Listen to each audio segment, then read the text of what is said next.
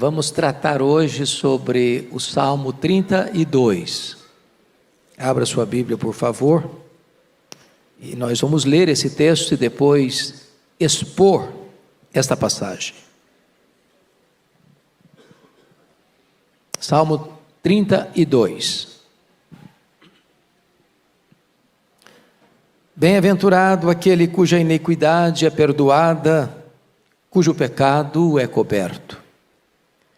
Bem-aventurado o homem a quem o Senhor não atribui iniquidade, e em cujo espírito não há dolo. Enquanto calei os meus pecados, envelheceram os meus ossos, pelos meus constantes gemidos todo dia, porque a tua mão pesava dia e noite sobre mim, e o meu vigor se tornou em sequidão de estio. Confessei-te o meu pecado, e a minha iniquidade não mais ocultei.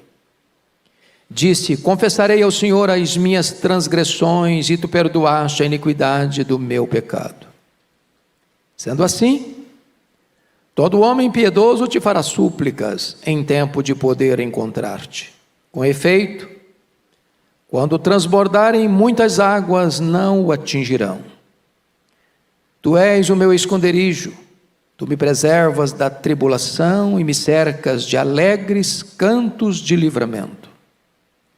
Instruir-te-ei e te ensinarei o caminho que deves seguir, e sob as minhas vistas te darão conselho. Não sejais como o cavalo ou a mula sem entendimento, os quais com freios e cabrestos são dominados, de outra sorte não te obedecem. Muito sofrimento terá de curtir o ímpio, mas o que confia no Senhor, a misericórdia o assistirá.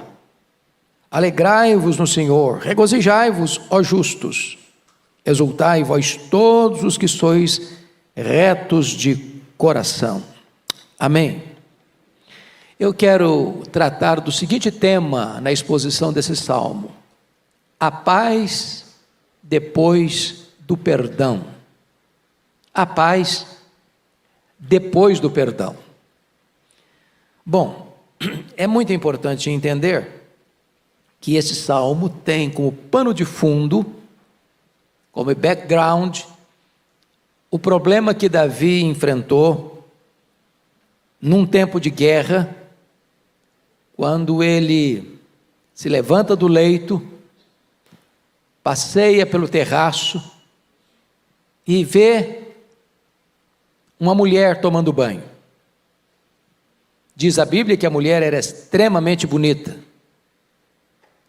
E o olhar, seguido de desejo libidinoso, faz Davi dar um passo rumo à queda, mandando mensageiros verificar, investigar que mulher era essa. E o retorno foi que esta mulher era Batseba, esposa de um dos seus guerreiros valentes, que estava na batalha, Urias, o heteu. Davi dá mais um passo e manda chamar essa mulher.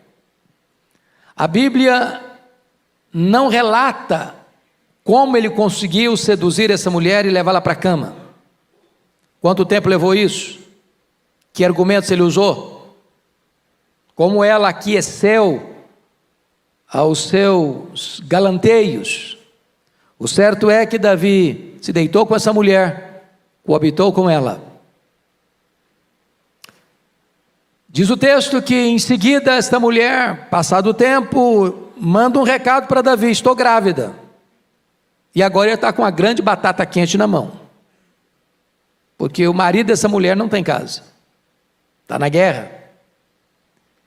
E se essa mulher aparece grávida e o marido na guerra, o resultado, dentro daquela cultura, é que essa mulher corre o risco de ser apedrejada. E então Davi dá mais um passo no seu expediente e manda chamar Urias da guerra.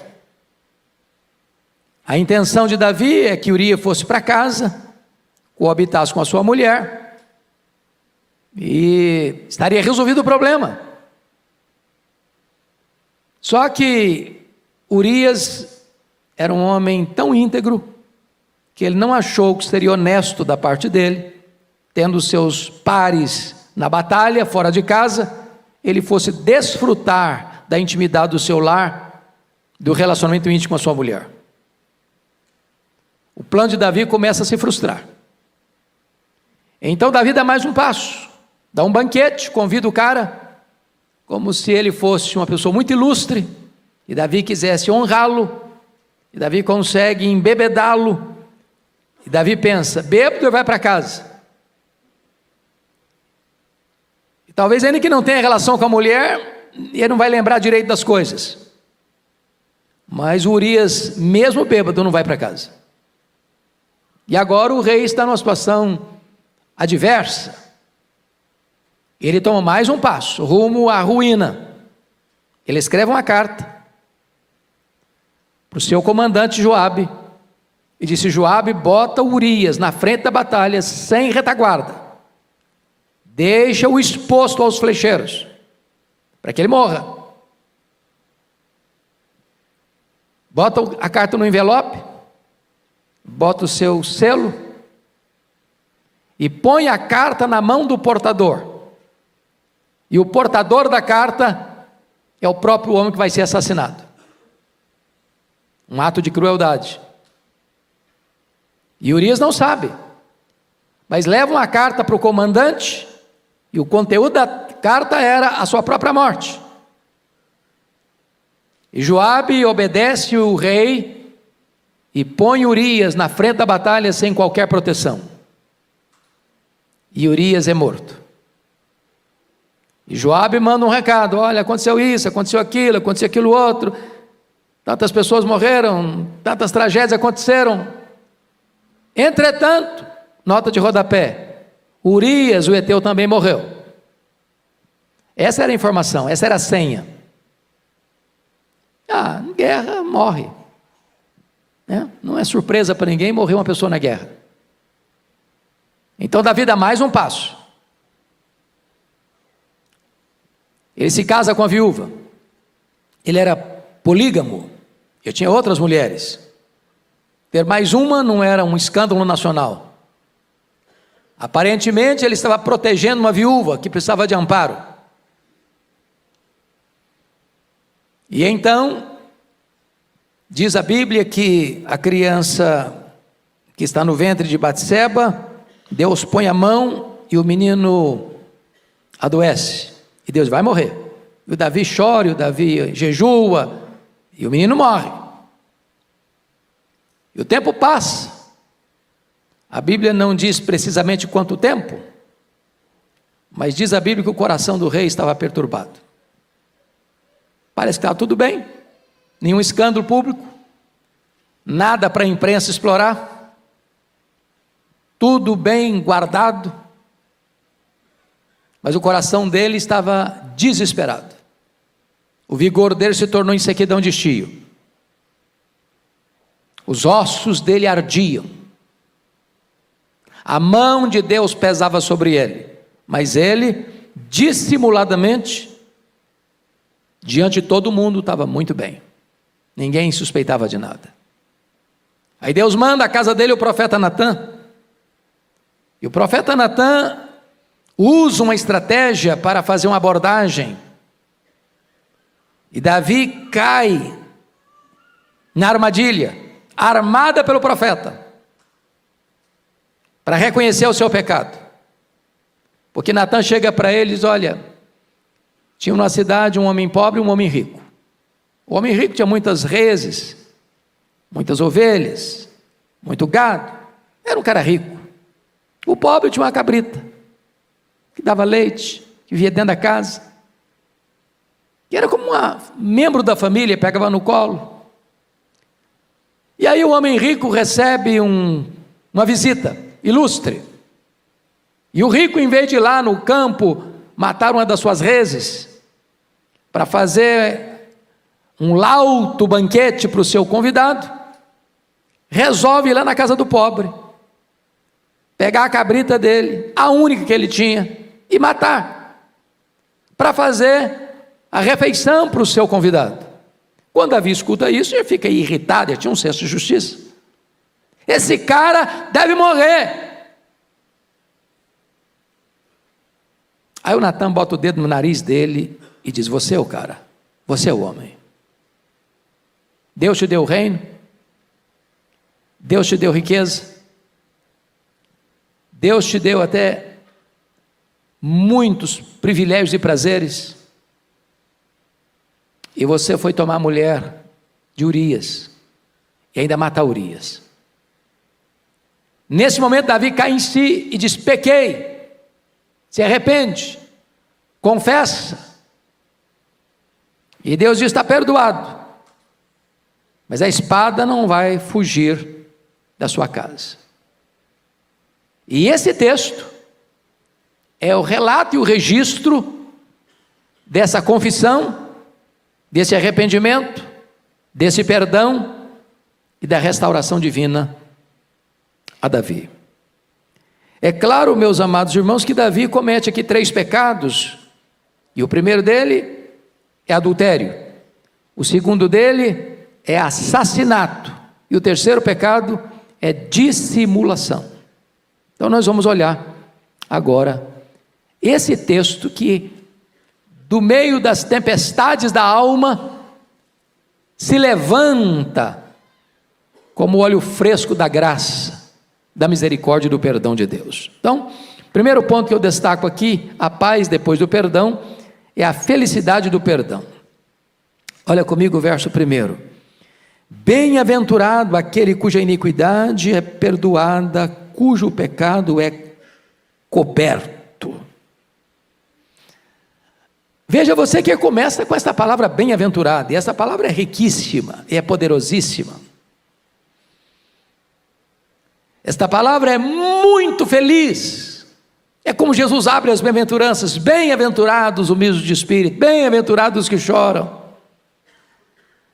Ou seja, o perdão de Deus é a maior fonte de alegria que uma pessoa pode ter na vida.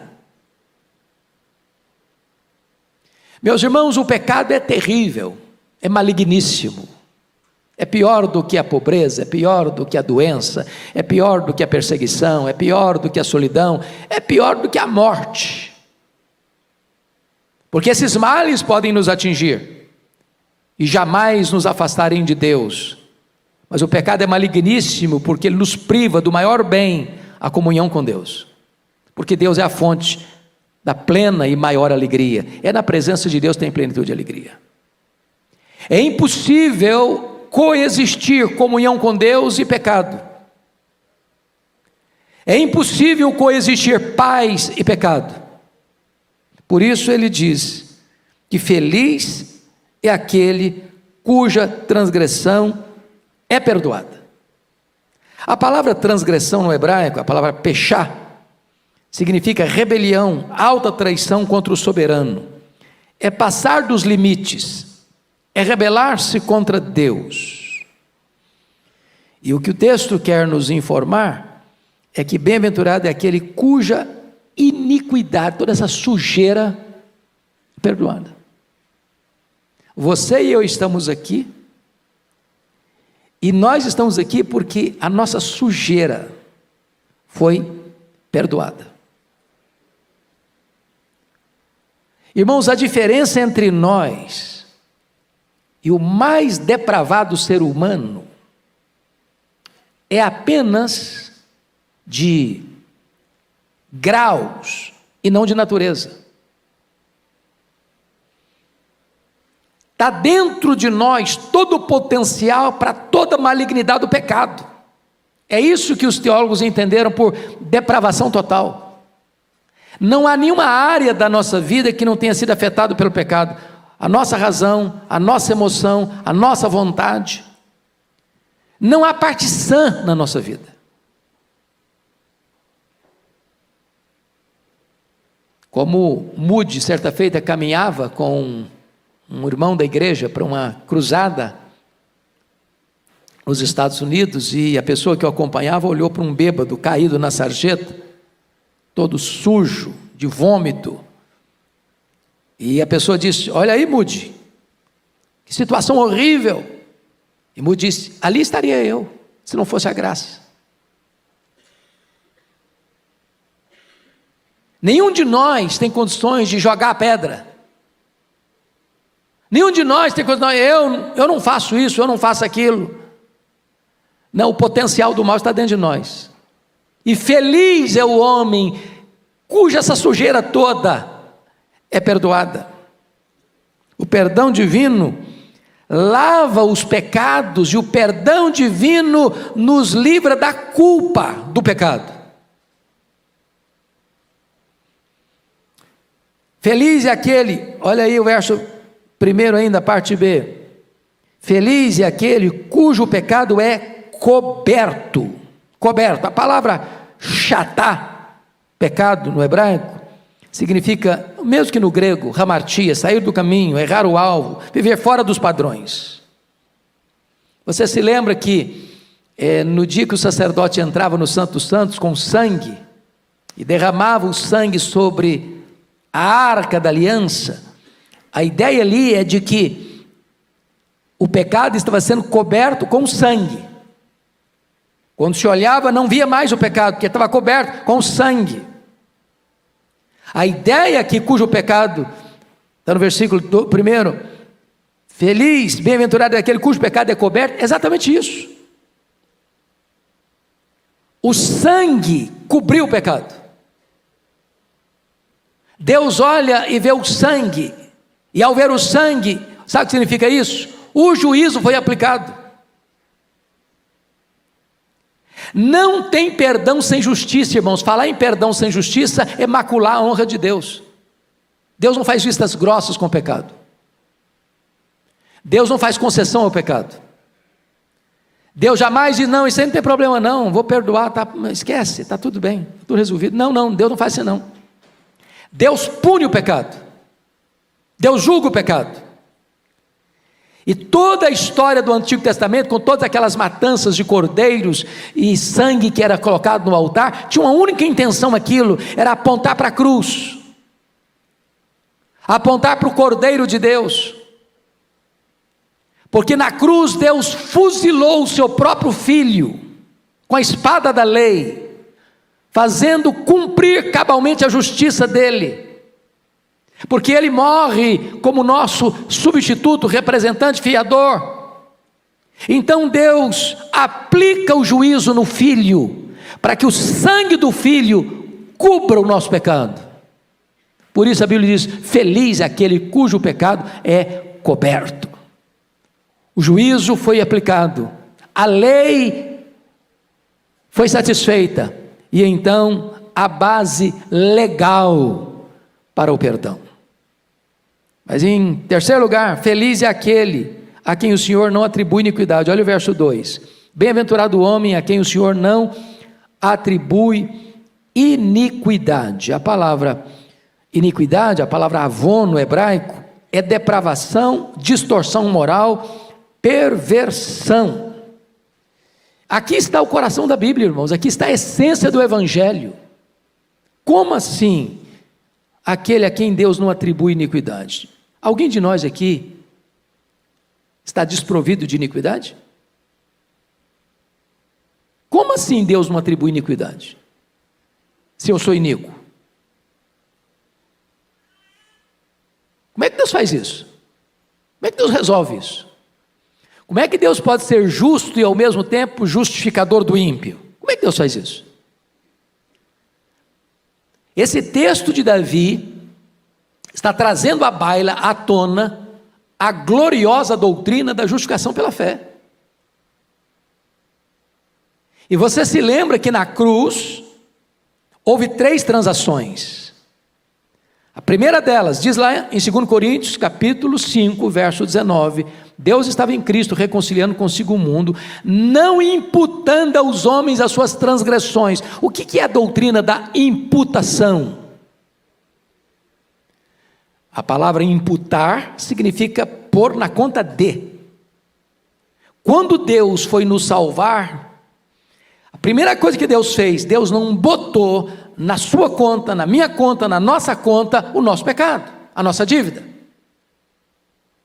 Porque se Deus botasse na nossa conta a nossa dívida, Se Deus imputasse a nós as nossas transgressões, nós não sairíamos delas, porque a nossa dívida é impagável.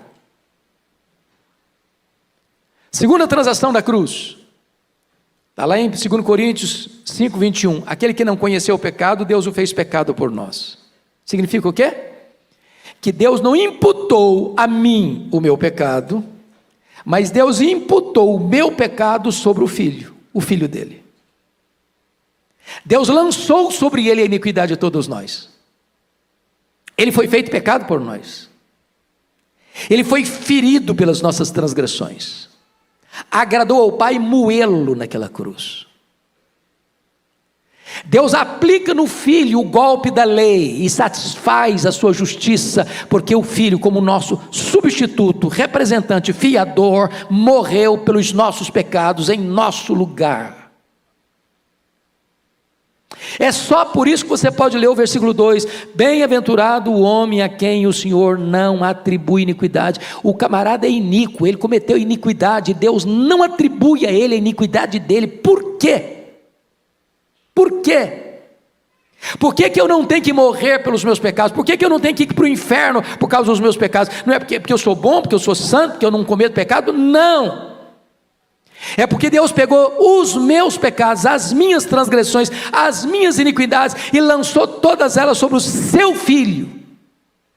E quando os meus pecados foram lançados sobre o Filho de Deus, a lei exigiu que ele morresse, porque o salário do pecado é a morte. Ele não morreu como um mártir, ele não morreu como uma vítima indefesa, ele morreu vicariamente, substitutivamente, ele morreu no nosso lugar, ele morreu pelos nossos pecados. Agora Deus não atribui mais iniquidade a mim, sabe por quê? Porque Deus é justo, e Deus sendo justo, ele não pune o mesmo pecado duas vezes. Ele puniu o meu pecado no Filho dele, para não punir o meu pecado em mim mesmo. É isso que Davi está ensinando aqui. Feliz o homem a quem Deus não atribui iniquidade. Terceira transação da cruz, está lá em 2 Coríntios 5, 21.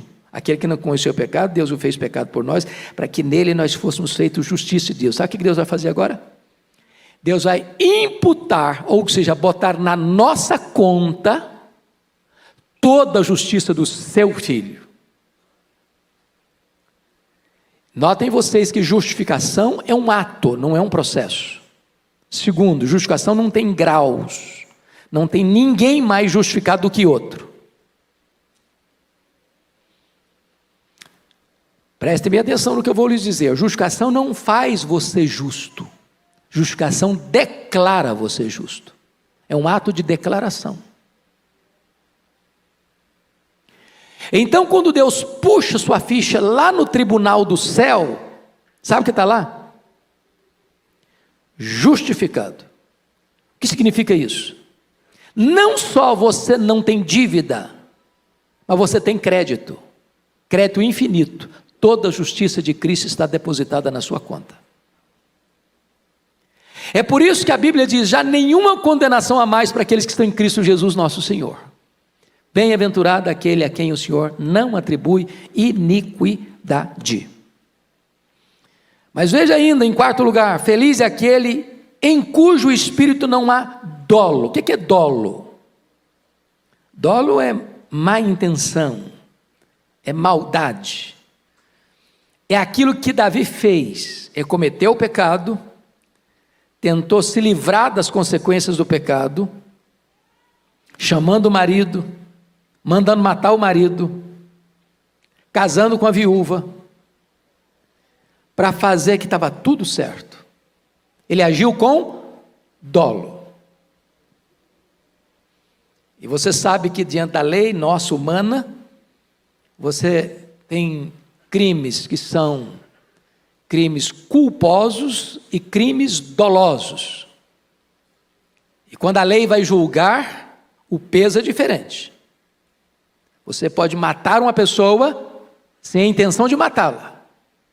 Por exemplo, você está dirigindo seu carro e você está a 80 por hora numa avenida ou numa estrada que é permitido andar por 80 por hora.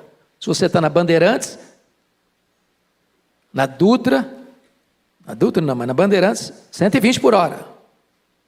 E aí, de repente, inesperadamente, uma pessoa entra na rua, entra na avenida, entra na estrada. Não tem como frear. Bateu, morreu. A pessoa morreu. Você cometeu um crime. Mas foi o quê? Culposo ou doloso? Culposo. Você não tinha intenção de matar. Agora, diferente, o que é doloso? Estou com raiva do fulano. E eu vou lá na loja, compro um revólver, uma caixa de bala. E intencionalmente eu vou onde ele está e descarrego 5 balas no peito dele. Ele morre. Esse crime é o quê?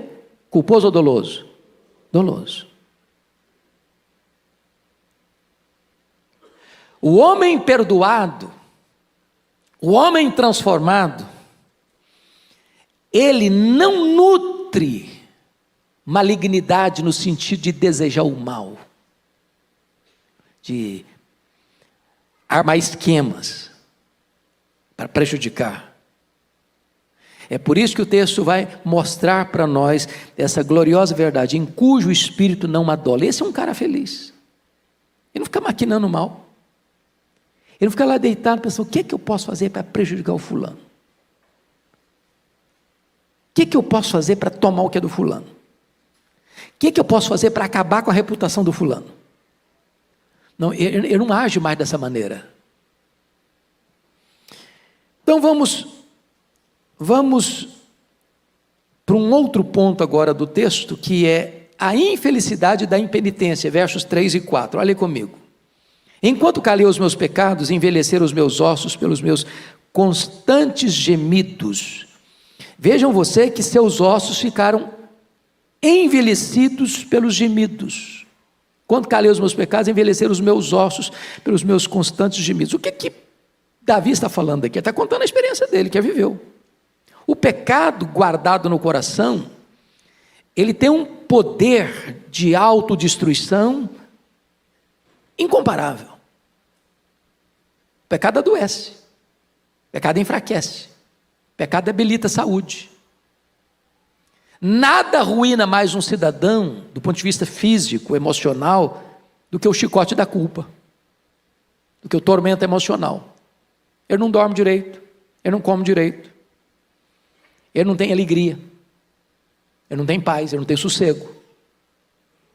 Ele vive nas correntes grossas da escravidão. Ele vive no pelourinho, sendo chicoteado todo dia, de dia e de noite. E isso vai reverberando, né, na vida física. Eu li um relatório, eu não sei se os médicos que estão aqui podem me dizer se essa estatística ainda é real, e eu preguei em vários congressos de médicos e de enfermeiros, Brasil afora, e essa informação era falada assim com muita clareza, que cerca de 50% das pessoas que passam pelos hospitais, os problemas são chamados causas psicossomáticas.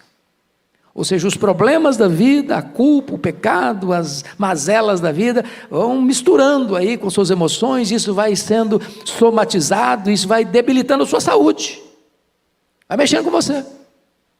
E vou lhe dizer mais, não tem divã de psicanalista que resolve culpa.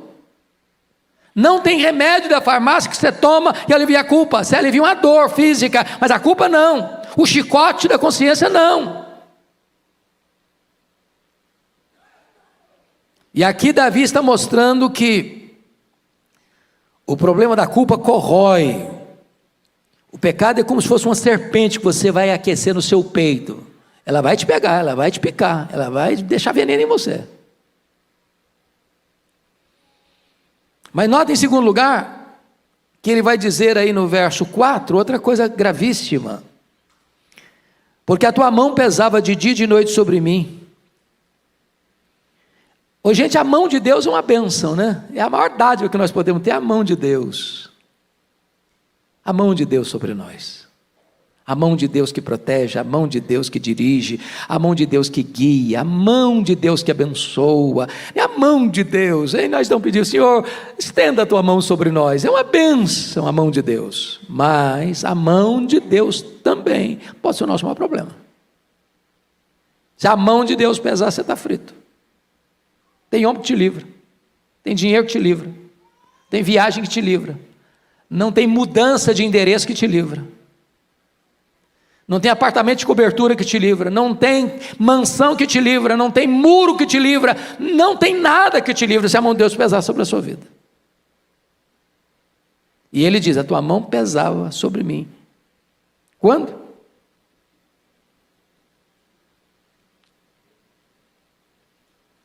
A tua mão pesava dia e noite. Sabe o que é dia e noite?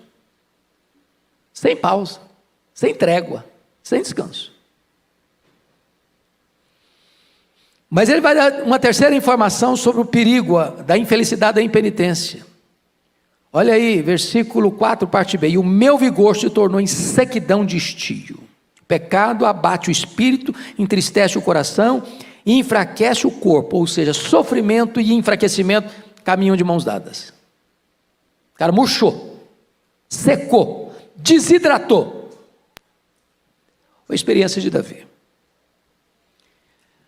E agora ele vai partir para o terceiro ponto, que é a necessidade e a importância da confissão. Está aí no versículo 5, confira comigo. Confessei-te o meu pecado e a minha iniquidade não mais ocultei.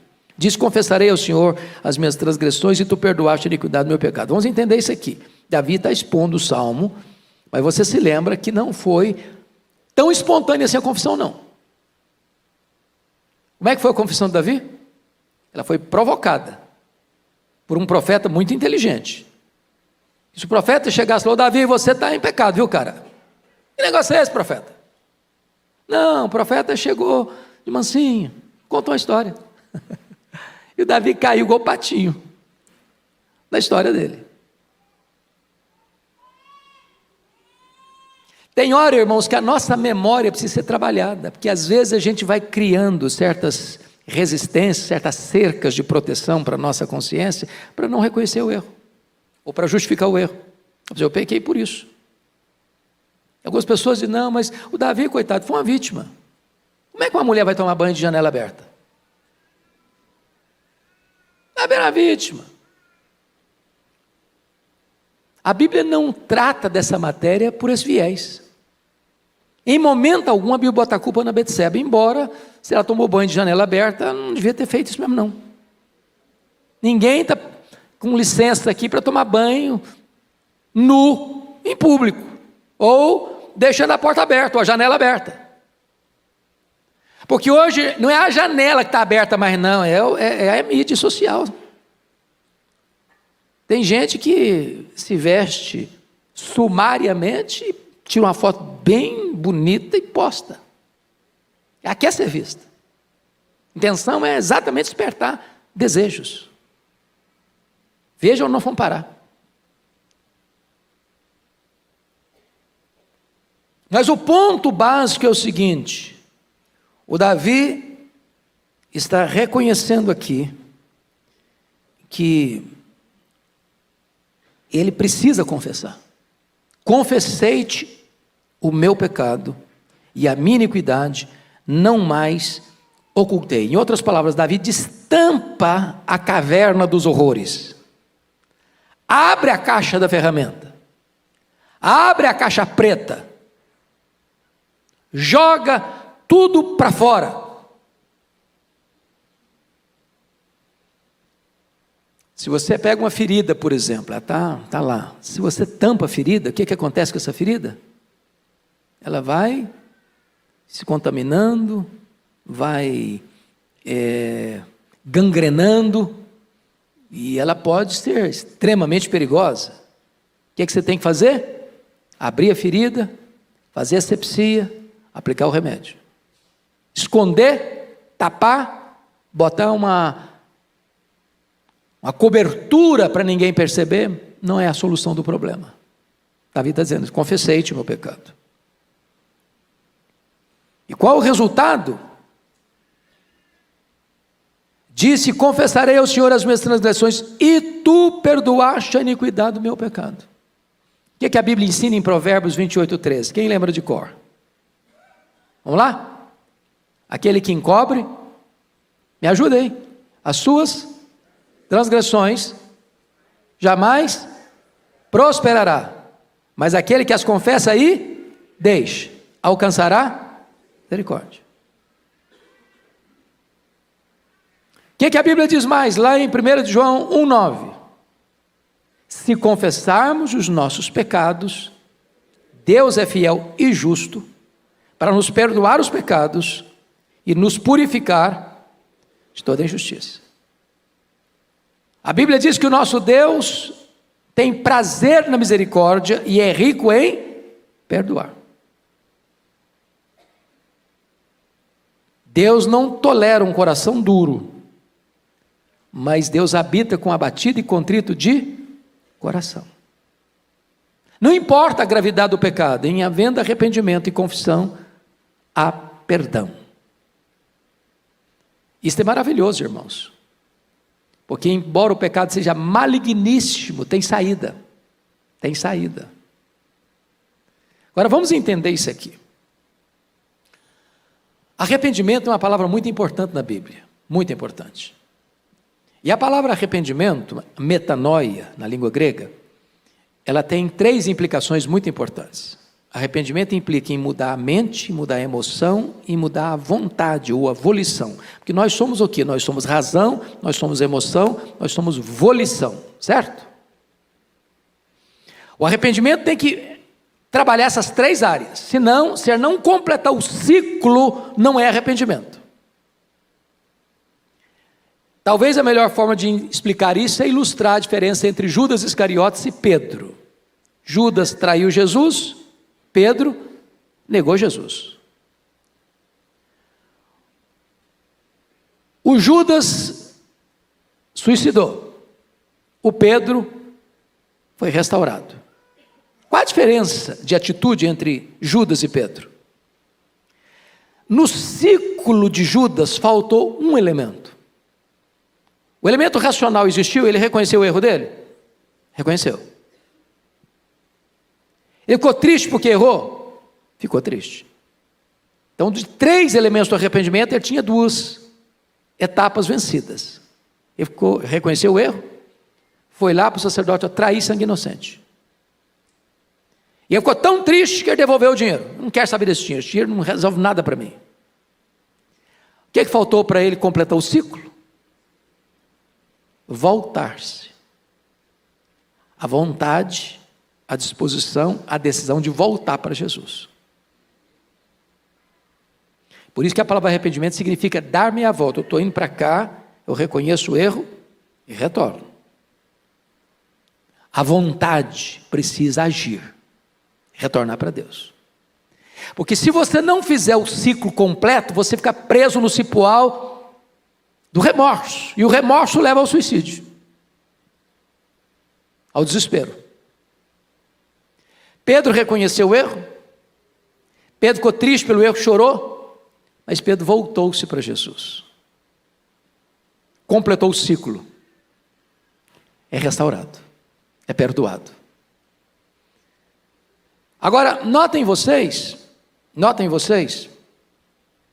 que o perdão é resultado da confissão, e tu perdoaste a iniquidade do meu pecado. Então vamos pegar a ideia aqui do perdoar do pecado. Você lembra lá do sacerdote, que quando ele ia fazer esse momento lá da expiação, um bode era sacrificado, e o sangue dele era derramado no altar. O outro bode, que era o bode emissário, o sacerdote impunha a mão sobre o bode, e de certa forma, como que confessava o pecado do povo, e soltava esse bode para o deserto, para ilustrar o fato de que quando você se arrepende e confessa, o seu pecado é removido de você, é afastado de você, é mandado embora de você, não tem mais iniquidade. É por isso que está escrito no versículo 5: e tu confessarei ao Senhor as minhas transgressões, e tu perdoaste a iniquidade do meu pecado, a sujeira do meu pecado, tu perdoaste. Por quê? Porque um outro alguém, um substituto seu, levou o seu pecado embora. E Jesus levou o seu pecado embora. Ele carregou o seu pecado sobre o seu corpo no madeiro. E lá na cruz, ele pegou o escrito de dívida que era contra você, o seu pecado, rasgou esse escrito de dívida, encravou na cruz e deu um brado: está pago, está consumado. Você que crê em mim não deve mais nada, você está perdoado, está justificado. Isso é a essência do cristianismo, irmão, isso é a essência do evangelho. Se você não entender o que aconteceu na cruz, você vai viver uma vida cristã sofrida, machucada, ferida, porque você vai: meu Deus, eu errei, agora estou perdido e vivo triste, e não entende o que foi a cruz, se apropriando do perdão. Mas vamos ao terceiro ponto, aliás, ao quarto ponto, que é o impacto da obediência. Olha o versículos 6 e 7 aí comigo. Sendo assim, todo homem piedoso te fará súplicas, em tempo de poder encontrar-te. Com efeito, quando transbordarem as muitas águas, não atingirão. Tu és o meu esconderijo, tu me preservas da tribulação e me cercas de alegres cantos de livramento. Vamos destacar aqui 4 verdades. Primeira, um cristão arrependido é um exemplo para outros cristãos. Quando um crente, irmãos, tem um fracasso e cai, ou um crente comete um pecado, ao se arrepender, ao confessar, ao ser perdoado, ao ter sua vida mudada, aquele que caiu também vai olhar para você: puxa vida, o fulano caiu, o fulano cometeu um erro, o fulano foi perdoado, o fulano foi restaurado. Bom, eu também posso ser restaurado, eu também posso me arrepender, eu também posso confessar, e é o que eu vou fazer.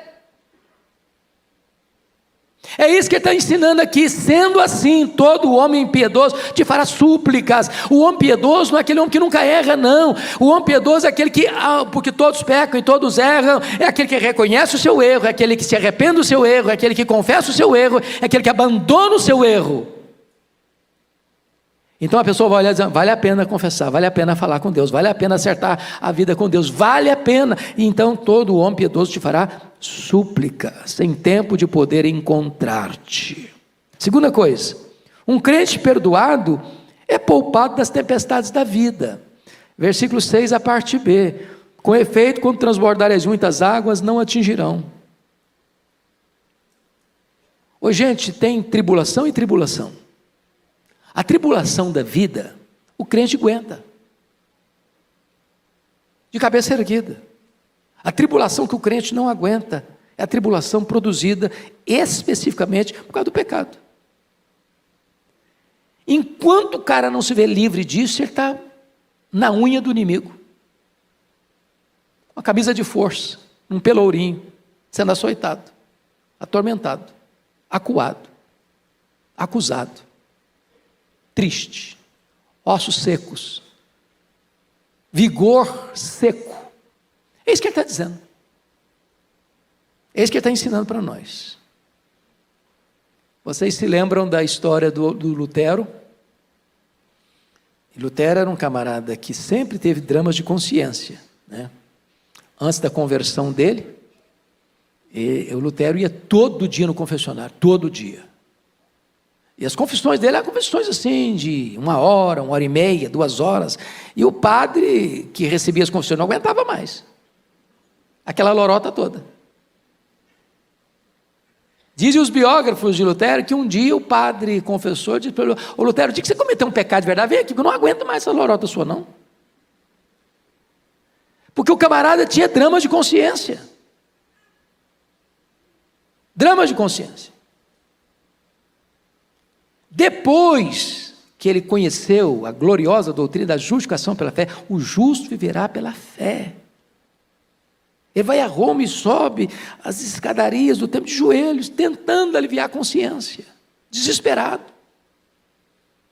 E um dia depois da sua conversão, ele teve um sonho, aliás, um pesadelo. E o diabo apareceu para ele. E Lutero tinha esses dramas, para você ter uma ideia, na dieta de Worms, quando ele é levado à dieta de Worms diante das autoridades políticas e eclesiásticas da época, com as obras dele em cima da mesa, e ele sabia que a situação ali era gravíssima, a vida dele estava em risco. Perguntaram a Lutero: você nega, você volta, desculpa do pleonasmo, volta atrás, você afirma que você não crê mais nas que você escreveu?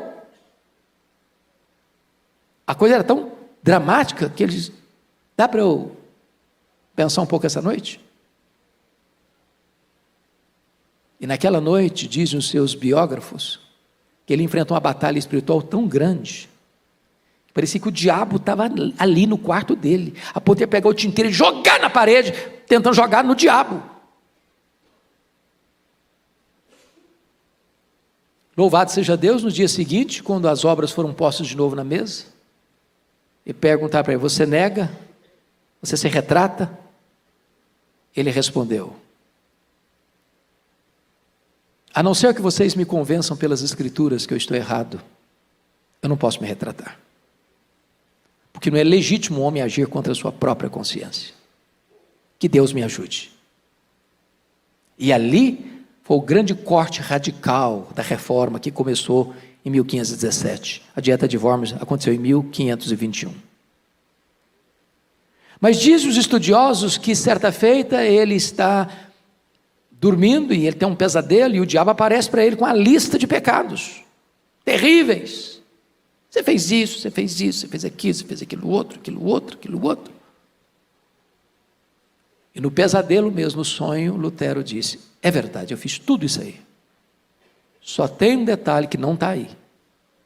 É que o sangue de Jesus, o Filho de Deus, me purifica de todo o pecado. Oh, amados, isso traz alívio e cura para a consciência. Tira o fardo pesado da culpa. Traz cura para os ossos. Traz vigor espiritual. É a graça do perdão de Deus. Mas em terceiro lugar, um crente piedoso, ou melhor, um crente perdoado, tem Deus como seu esconderijo. Olha o versículo 7: tu és o meu esconderijo. Oh, louvado seja Deus. Porque note você, um crente em pecado, ou seja, um crente que comete o pecado, não se arrepende dele, a mão de Deus está sobre ele. O que é que ele tem de Deus? Medo. É igual o Adão e Eva lá no Éden, fogem de Deus, correm de Deus, têm medo de Deus.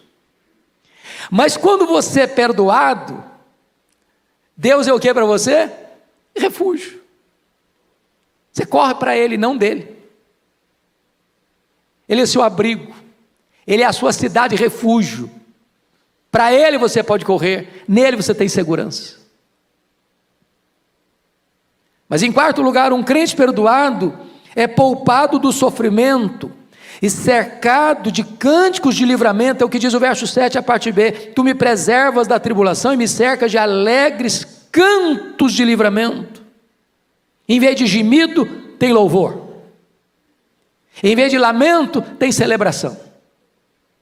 Fruto do perdão de Deus. Mas me permitem encerrar com mais alguns pontos, 3 pontos aqui que eu quero destacar. Primeiro, a instrução da graça, verso 8 e 9. Olha aí comigo. Veja você que agora não é Davi que vai falar não. A partir do verso 8 aqui, quem está falando não é mais Davi. Quem está falando é o próprio Deus. E está escrito assim: instruir-te-ei e te ensinarei o caminho que deves seguir. E sob as minhas vistas te darei conselho. Um crente perdoado é um crente ensinável. É um crente de ouvidos abertos, de coração sensível, que se coloca debaixo da autoridade da Bíblia. O Moody, Dwight Lyman Moody, ele tinha na capa da Bíblia uma frase, e a frase era esta: este livro afastará você do pecado, ou o pecado afastará você deste livro. Você não vai encontrar um crente rebelde, vivendo em pecado, tendo prazer na Bíblia. Impossível. Por isso, quando uma pessoa erra e não se arrepende, ela começa a se afastar. Deixa de ler a Bíblia, deixa de orar, não quer mais vir para a igreja. Parece que o mundo está contra ele, e está mesmo, está mesmo. E aí o texto está nos mostrando que agora perdoado, arrependido, perdoado, restaurado, Deus instrui, e a pessoa quer a instrução. Irmãos, a Bíblia é um livro maravilhoso. É impossível um crente viver sem Bíblia. Você pode ter igreja sem templo, você pode ter igreja sem música,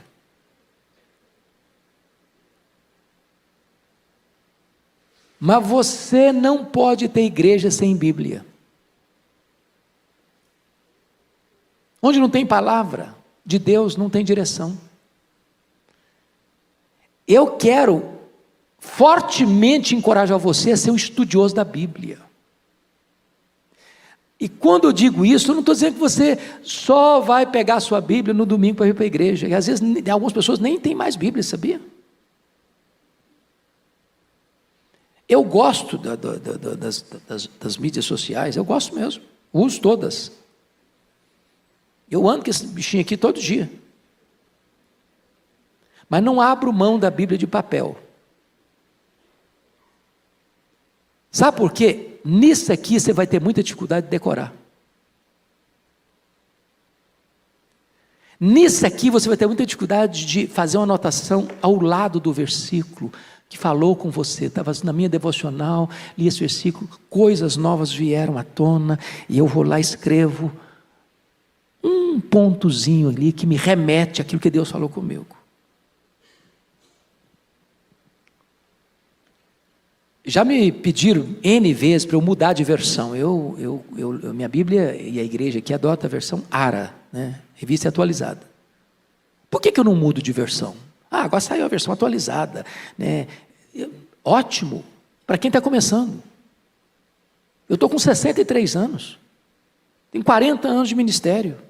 Pouquinho que eu sei de Bíblia, que eu decorei, que eu memorizei, é na versão ARA. Eu vou mudar para quê? Eu vou ter que memorizar tudo, eu não vou conseguir. Não vou conseguir. Eu vou manter aqui mesmo. Eu preciso trazer à minha memória a palavra de Deus. Eu preciso mergulhar um pouco mais fundo. Então, gente, se você quer ser um crente com tutano, com musculatura, tem que ler Bíblia. Mas ler Bíblia em casa. Nós estamos vivendo na melhor época do mundo. Hoje a gente tem Bíblia de estudo, hoje de todo jeito. Tem Bíblia para criança, para adolescente, para jovem, para adulto, para velho, para casado, para descasado, para empresário, para empregado. Não sei das quantas. Tem Bíblia de tudo quanto é jeito. E o povo é analfabeto da Bíblia. Uma loucura isso. Você vai pregar em Ageu, o cara começa a procurar Ageu em Gênesis. Ele não sabe nem que tem Ageu. Então, para Deus nos instruir, irmãos, Ele não vai chegar no seu quarto e, fulano, eu vou te instruir hoje. Abra os seus ouvidos que te falarei. Não. Você vai pegar a sua Bíblia e vai ler a Bíblia e Deus está falando com você. Com você. Tem crente que não escuta a voz de Deus, não lê Bíblia.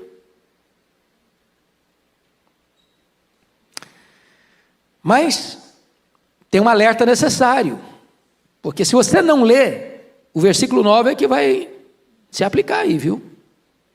Vamos ler o 9 em voz alta aí? Porque aí o problema é nosso agora, hein? Vamos lá, juntos? Não sejais como o cavalo ou a mula, sem entendimento, os quais com freios e cabrestos são dominados. É isso aí. É desse jeito aí. que o texto está dizendo? Se você não lê Bíblia, se você não for instruído, você embrutece. E aí o que acontece? O cavalo é chucro, e a mula é teimosa, cabeça dura, só vai obedecer com freio. Não adianta você chegar na orelha do cavalo e falar: paciência, vamos melhorar, cara, você está andando devagar demais. Você vai fazer um discurso de 1 hora para o cavalo, no pé do ouvido dele, ele não vai te obedecer. Você põe freio na boca dele, ele não vai te obedecer. A mula é teimosa, você fala uma vez, fala duas, bate, começa mesmo, teimosa. Tem crente que é assim. Se apanhar, aprender. Falar não resolve. Porque não quer instrução. E quem não quer, já escutou aquela frase? Quem não escuta conselho, escuta coitado. Quem não aprende com o preceito, vai ter que aprender com a chibata. Então, amados, vamos ser inteligentes, para a gente não apanhar desnecessariamente. Estude Bíblia. Você vai discernir o tempo que você está vivendo. Você vai fugir de certas encrencas na vida que você não precisa passar, enrascadas que você não precisava entrar, de alianças que você não precisava fazer.